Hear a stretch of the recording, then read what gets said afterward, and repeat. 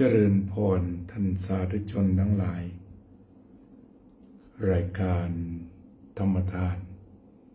จากวัดพุทธปัญญาเมืองโพโมนารัฐแคลิฟอร์เนียประเทศสหรัฐอเมริกาวันที่1เดือนเมษายนพุทธศักราช2569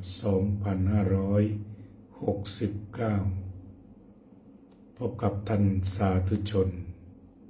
อีกวาระหนึ่งวันนี้รายการธรรมทานจากวัดพุทธปัญญาสัญจรมาที่วัดแทนวันดีเจริญสุขตลอดระยะเวลาที่มาพำนักที่นี่ก็ได้รับความเมตตาเอื้อเฟื้อจากพระครูภาวนาสิริวัฒน์หรือท่านด็อกเตอร์พระมหาทวีปกตปุญโญท่านเจ้าวาดได้ถวายการอุปถัมภ์ด้วยปัจจัยสี่อย่างดียิ่งก็นับเป็นปฏิสันถาระคารวตาน้ำนึกเคารพในการปฏิสันถานก็ต้องขอกราบขอบพระคุณมาณโอกาสนี้ด้วยหากเรามองสถานการณ์รอบๆตัวเราในขณะนี้จิตใจของแต่ละคนก็ปรารถนาที่พึ่งถ้าเราแบ่งแยกกายกับจิตออกได้เราก็สามารถทำที่พึ่งทางกายและที่พึ่งทางจิตได้เมื่อพูดถึงที่พึ่งทางกายได้แก่ปัจจัยสี่มีอาหารเสื้อผ้าเครื่องนุ่งห่มที่อยู่อาศัยและยารักษาโรคนี่คือที่พึ่งที่อาศัยทางกายหากมีเหตุปัจจัยสี่พร้อม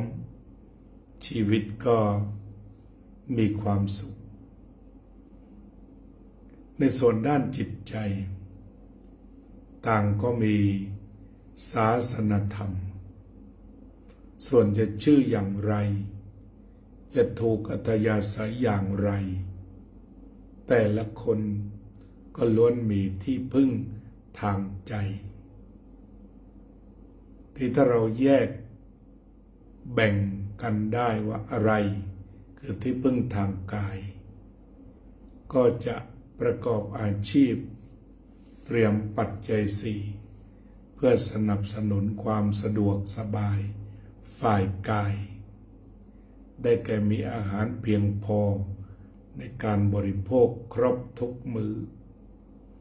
มีเสื้อผ้าเครื่องนุ่งห่ม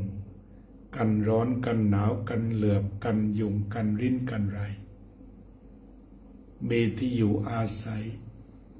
กันร้อนกันหนาวกันยุงกันรีดกันไรมียารักษาโรคเวลาที่ป่วยไข้และเมื่อพูดถึงที่พึ่งทางใจซึ่งเราเคยมีศาสนากันมามากมายสวัสดีครับพระครูวิสุทธิกวีวัฒน์เจริญพรคุณประสิทธิชัยครุฑการเจริญพรโยมประพันธ์วงศ์พาณิชย์ที่พึ่งทางใจก็เป็นตัวศาสนาหรือศาสนธรรมทีนี้เมื่อเข้าใจว่าจิตใจมีความต้องการความอบอุ่นทางจิตใจแล้วแต่ศาสนาที่จะนับถือก็มีศาสนาประเภทพระเจ้าแล้วก็สิ่งศักดิ์สิทธิ์เหนือธรรมชาติเมื่อต้องการความรอดเมื่อต้องการความรู้สึกอบอุ่นมั่นคงทางใจก็เข้าถึงสิ่งนั้นเป็นที่พึ่ง เช่นการสวดอ้อนวอนหรือเรียกว่า praying อย่างกรณีเกิดสงครามการเรียกร้องให้ผู้ก่อสงครามเช่นโดนัลด์ทรัมป์และผู้นำอิสราเอลหยุดตลอดถึงเรียกร้องให้ผู้นำอิหร่านหยุดอันนั้นก็เรียกร้องมนุษย์ด้วยกันแต่พอมนุษย์ไม่ฟังแต่ละคนมีอะไรที่คิดเรียกว่ามันเป็นอำนาจเหนือธรรมชาติหรือเรียกว่า supernatural power หรือว่า mighty power แล้วแต่ที่สามารถดลบันดาลให้ทั้งสามมหาอำนาจคุยกันเห็นพ้องต้องกันจนกระทั่งบรรลุข้อตกลงยุติสงครามคือบางทีก็สิ้นหวังพอสิ้นหวังก็ไปหาสิ่งศักดิ์สิทธิ์เช่นในทางพุทธศาสนาก็เข้าถึงพระรัตนตรัยพระพุทธพระธรรมพระสงฆ์อันจะทำให้จิตใจเกิดความอบอุ่นมั่นคงแน่วแน่ได้ศาสนาที่มีพระเจ้าก็ไปอ้อนวอนพระเจ้าเพื่อที่จะให้รู้สึกว่าได้คุ้มครองได้ดูแลเจริญพรโยมกัลยาว่องทิพย์คงคาเจริญพรโยมนิพาพรยิ่งรุ่งโรจน์สวัสดีครับพระครูโชติธรรมบัณฑิตครับเราจะต้องมาพิจารณาเรื่องที่พึ่งคือถ้าพึ่งให้ถูกฝ่ายนามพึ่งนามฝ่ายรูปพึ่งรูปให้ถูกต้องก็จะทำให้ชีวิตมีที่พึ่งมีความสุขสงบเย็นได้อาจจะเรียกว่าปัจจัยสี่คือสิ่งที่ยังชีวิตให้เป็นไปฝ่ายกายขณะเดียวกันก็คือศาสนธรรมจะเป็นความสงบหรือวิธีแย่งความสงบเช่นการสวดอ้อนวอนต่างๆล้วนนำไปสู่สิ่งที่เรียกว่าที่พึ่งทางใจทางจิตศาสนาแต่ละศาสนาก็ยังปรับประยุกต์มาเป็นความเชื่อเป็นวัฒนธรรมเป็นวิถีชีวิตเป็นประเพณีอันปฏิบัติแล้วก็จะได้รับความสุขสงบเย็นแบบระยะสั้นหรือระยะยาวทุกศาสนาจะมีเหมือนกันบางศาสนาจะต้องไปอ้อนวอนพระเจ้าถึง5 ครั้งก็ให้สังเกตว่าเวลาที่อ้อนวอนนั้นคือเวลาที่จิตมีที่พึ่ง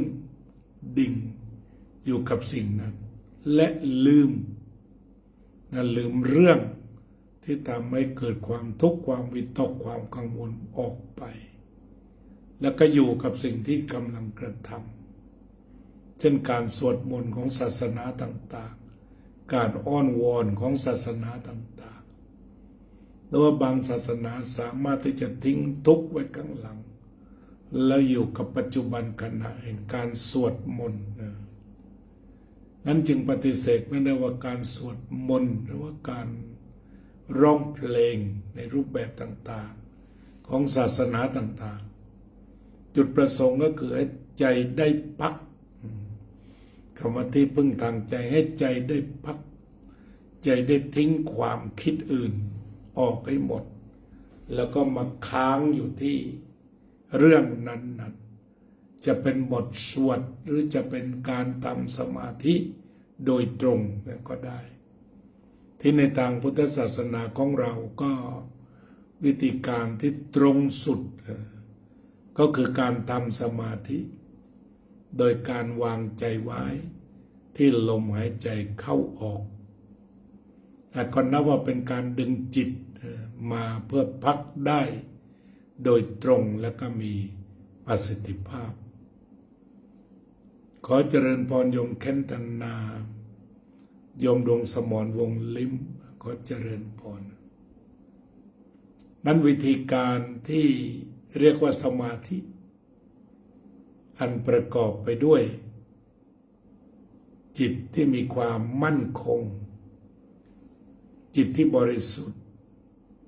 จิตที่อ่อนโยนและจิตที่พร้อมซึ่งเรา active ก็ได้ที่มันมั่นคงเรียกว่า strong มั่นคงแล้วก็บริสุทธิ์ fine firm มั่นคงแล้วก็ fine บริสุทธิ์โธแล้วก็ตื่นตัว active แล้วก็ fit for working ก็คือพร้อมที่จะไปทำงานนั่นลักษณะของสมาธิที่เราทำความเข้าใจก็จะนำมาสู่การดึงจิตให้สงบโดยไวโยมทิติมามาตลยังอยู่ไทยหรือว่าไปสวิตแล้วโยมหนูติ๋วสุดซ่าเจริญพร โยมหนูติ๋วสุดซ่าได้ข่าวว่าท่านอาจารย์ทิติวรทินโนได้รับการแต่งตั้งเป็นเจ้าอาวาสวัดปราสาทนิกรแล้วใช่ไหมก็รู้สึกมีข่าวแต่ว่าโยมอยู่ใกล้กว่าก็น่าจะได้ยืนยันก็ถือว่าอนุโมทนาแสดงความยินดีนั้นการทำจิตให้สงบจึงเป็นเรื่องของที่พึ่งทางใจที่ด่วนปัจจัยสี่ก็คือเรื่องดูแลฝ่ายกายส่วนความสงบที่จะพบมาด้วยวิธีใดๆล้วนเป็นอาหารใจถ้าให้อาใจถูกต้องทำถูกต้องก็จะผ่อนคลายหรือความทุกข์ไม่มีในขณะนั้นก็ไม่มีความทุกข์เจริญพรโยมระเบียบพลกระโทกโยมสวัสนีบูเจริญพรดังนั้นน่าสนใจในเกี่ยวกับเรื่องที่พึ่งแต่ในอย่างในทางพระพุทธศาสนาการพึ่งพระรัตนตรัยแต่ว่าถ้าตรงก็คือให้ใจมาอยู่กับพระรัตนตรัยการเจริญภาวนาที่เรียกกันว่าบริกรรมบริกรรมคือการย้ำโดยไม่ปล่อยใจให้ไปไหนเช่นอาจจะมีคำเดียวว่าพุทโธอย่างที่กล่าวกันไว้พุทเข้าโธออกพุทเข้าโธออกสติคอยบอกว่ารู้ตื่นเบิกบานฝึกแล้วฝึกอีกฝึกจนชำนาญรู้ตื่นเบิกบานทุกลมหายใจทีนี้พุทโธแบบนี้ก็เป็นพุทโธระดับที่พึ่งนั่นคือยุติการคิดแล้วเอาจิตมาจับพุทโธเรียกว่าเป็นเอกคตาเป็นผู้มีอารมณ์เดียวเอกคตาจิตมีพุทโธเป็นอารมณ์ก็เป็นสมาธิ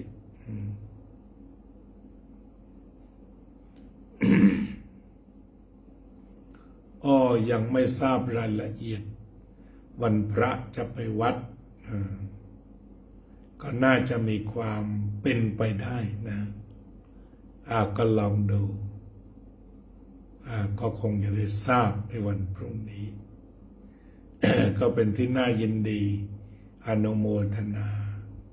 เป็นวันที่ชาวปราสาทนิกรรอคอยหลังจากเรามีรักษาการเรียกว่ามาหลายปีเรียกว่าไม่ต่อเนื่องและก็ตอนนี้หลังจากรักษาการมาเกือบปีทางคณะสงฆ์ก็ได้ดำเนินการก็ถือว่าวัดอยู่กับชุมชน ประสานมือประสานงานประสานใจกันไว้ให้ดีโยมพยาวเจนพนัทโยมพิมพ์ชนกสุวรกุลก็ขอให้เจริญพรท่านอาจารย์ด็อกเตอร์ส่งเสริมแสงทองเจ้าของข่วงเสริมธรรมเป็นโยมอุปถากที่สำคัญเมื่อคราวไปปฏิบัติศาสนกิจที่จังหวัดเชียงใหม่ก็ได้รับการถวายปัจจัยสี่ไม่ว่าจะเป็นจีวรบิณฑบาตเสนาสนะและเภสัชก็ขออนุโมทนาอุบาสก ด็อกเตอร์ส่งเสริมไว้ด้วย ก็เป็นว่าเรื่องเทคนิคการเข้าถึงที่พึ่งที่เราจะนำใจไปจับพุทธังสรณังคัจฉามิที่เรากล่าวข้าพเจ้าจะเข้าถึงพระพุทธเจ้าเป็นที่พึ่งธัมมังสรณังคัจฉามิจะเข้าถึงพระธรรมเป็นที่พึ่งสังฆังสรณังคัจฉามิจะเข้าถึงพระสงฆ์เป็นที่พึ่งเป็นที่พึ่งนะก็หมายว่าวางใจในพระพุทธเจ้าวางใจในพระธรรมวางใจในพระสงฆ์เมื่อจิตเข้าถึงพระพุทธพระธรรมพระสงฆ์ก็จะมีที่พึ่งทันทีตอนนี้อยู่ที่วัดแทนวันดีเจริญสุขวัดแทนวันดีเจริญสุขเรียกว่าท่าข้ามแขวงสแมดำบางขุนเทียนกรุงเทพมหานคร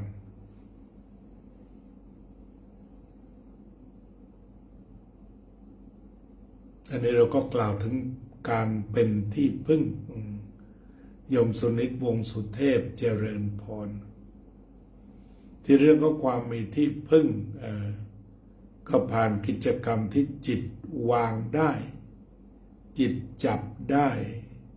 เมื่อจับสิ่งนั้นแล้วความทุกข์หายไปไม่ปรุงแต่งไม่มีตัณหาไม่มีอุปาทานมีแต่พุทโธธัมโมสังโฆ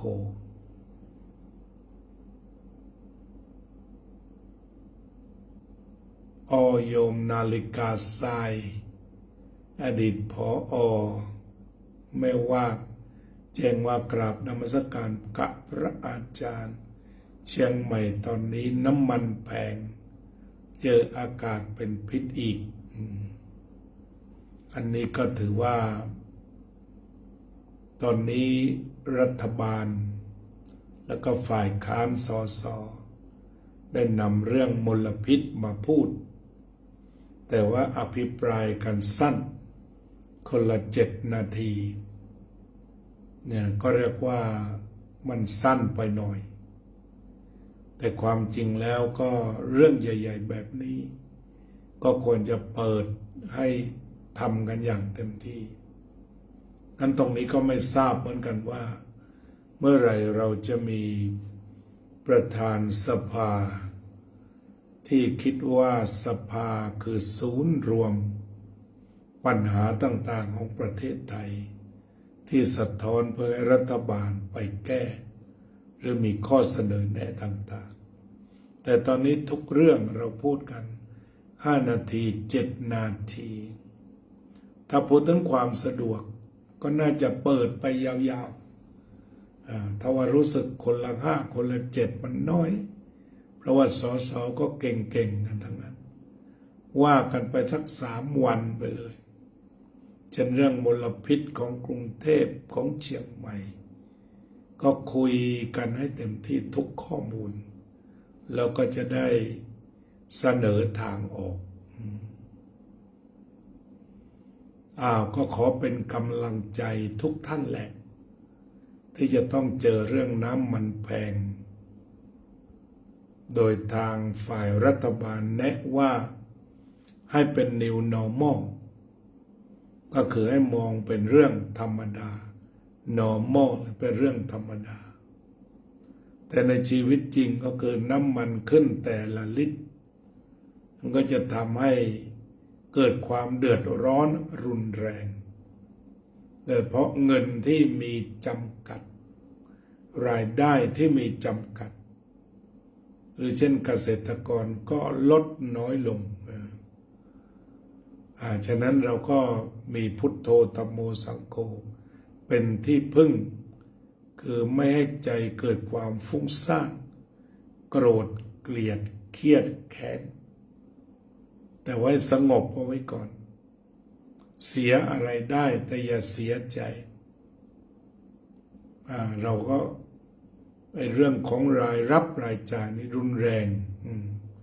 ก็ต้องมองตามความเป็นจริงมีคนทดสอบว่าเคยเติมน้ำมันเต็มถัง 1,700 บาทแต่ตอนนี้มันทะลุเข้าไป 2,400 มันก็เติมต้องเพิ่มเงินเข้าไปอีกเป็นจำนวนมากตรงนี้คือตัวที่เราพูดถึงความเป็นจริงไม่มีใครจะมีความสุขที่ว่าต่อไปนี้น้ำมันจะขึ้นทุกวันแต่ว่าอย่างไรก็ตามก็ขอให้มีความสงบพอเพียงที่จะรองรับปัญหาที่ถาโถมเหล่านั้นโดยแก้ปัญหาฝ่ายกายไปด้วยขณะเดียวกันก็ไม่ทิ้งปัญหาด้านจิตใจเราก็อยู่แบบมีพระพุทธพระธรรมพระสงฆ์ว่าเป็นที่พึ่งเรื่องของน้ำมันก็เห็นว่าเรามีผู้เชี่ยวชาญจำนวนมากได้พูดคุยแล้วก็คิดว่าฟังท่านเหล่านั้นแล้วก็ฟังสสในสภาข้อสำคัญต้องเปิดเวทีซะก่อนโยมป้อมโคเมตเจริญพรจากสวิตเซอร์แลนด์ฉะนั้นสิ่งที่ทางศาสนาบอกได้ก็เช่นว่าเรามีรายการ TikTok หรือมีรายการ Facebook แบบนี้จุดประสงค์ก็คือว่าอยากจะเข้าถึงชาวบ้านแล้วก็เป็นเพื่อนวันนี้ก็มาถึง11 ท่านก็เรียกว่าตั้งวงกันทั้งหลังสวนทั้งอเมริกาลอสแองเจลิสสวิตเซอร์แลนด์เราก็มีเพื่อนกันโดยทั่วอย่างน้อยก็เป็นกำลังใจแก่กันและกันได้ดูแลแก่กันและกัน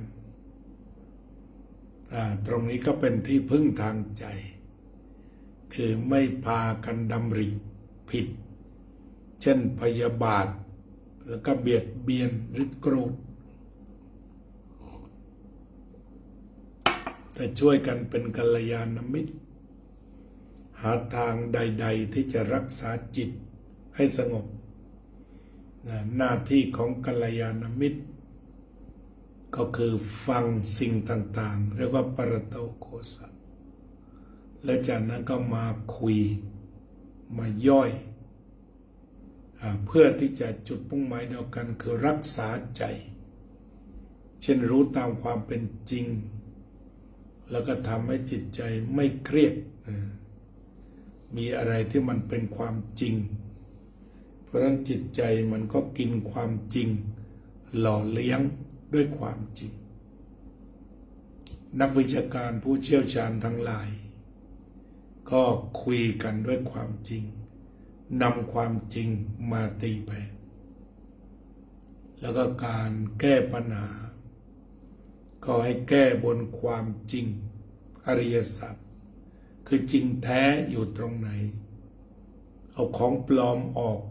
แล้วก็แก้ด้วยความจริงนั้นราคาน้ำมันที่ขึ้นไป40 กว่าแล้วตอนนี้ก็จะต้องใช้หลักธรรมว่าอะไรคือราคาจริงราคาจริงอยู่ที่เท่าไหร่ทั้งการขนส่งจากต่างประเทศราคาโรงกลั่นขนจากโรงกลั่นไปสู่ปั๊มน้ำมัน ขบวนการอิทัปปัจจยตา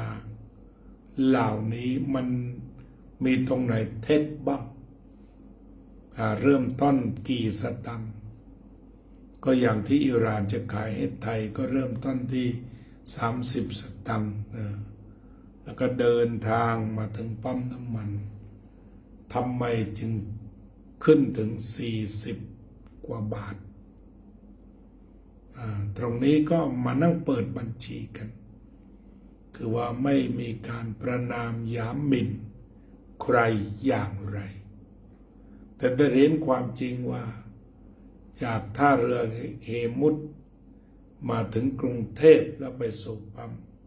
41 บาทจ่ายอะไรบ้างก็ดังที่นักวิชาการเรียกร้องเนี่ยถ้าทราบความจริงมันก็ไม่ทุกข์นักแต่ว่าทุกข์อยู่ดี แต่อย่างไรก็ตามก็ผ่อนคลายได้ อันนี้ก็สิ่งที่จะเติมเข้าไปนั่นคือ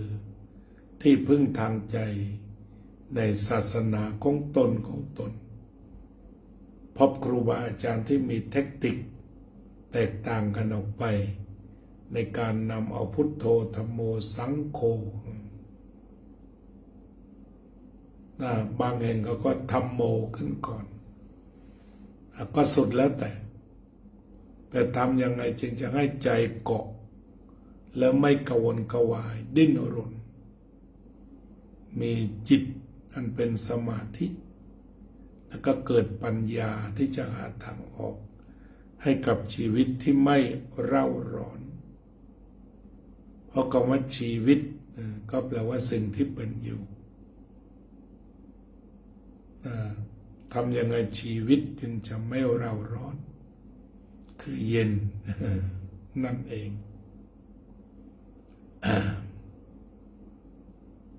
ถ้าเราดูเขาใช้ภาษาอังกฤษว่า life อย่างไลฟ์สด life ก็แปลว่าสดฝ่ายกายสดฝ่ายจิตชื่นชีวิตก็ต้องพบกับความสดชื่นเช่นกันอาจารย์สาธิตธีรปัญโยสวัสดีครับเป็นอย่างไรบ้างครับสถานการณ์ทางศพเตินพี่น้องชาวลำปางเป็นอย่างไรบ้างประสบปัญหาอย่างไรแก้ปัญหากันอย่างไรคุณประสิทธิใจจากกรมประชาสัมพันธ์บอกว่าพรุ่งนี้ขึ้นอีก3.50 บาทต่อลิตรก็ไม่กี่วันก็น่าจะทะยานไปถึง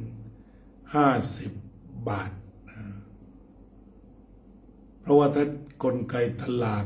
ก็รู้สึกว่ามันจะลงมาบ้างแต่ตอนนี้มันก็เป็นเรื่องกำหนดเองแหละนะทะยานจริงๆก็เรียกว่าทำอะไรไม่ได้ก็ต้องทำใจก่อนแล้วเดี๋ยวปัญญาเกิดจิตใจก็จะไปบริหารจัดการในฐานะเป็นพระสงฆ์ที่อาศัยฝากชีวิตญาติโยมก็ส่งความเห็นอกเห็นใจ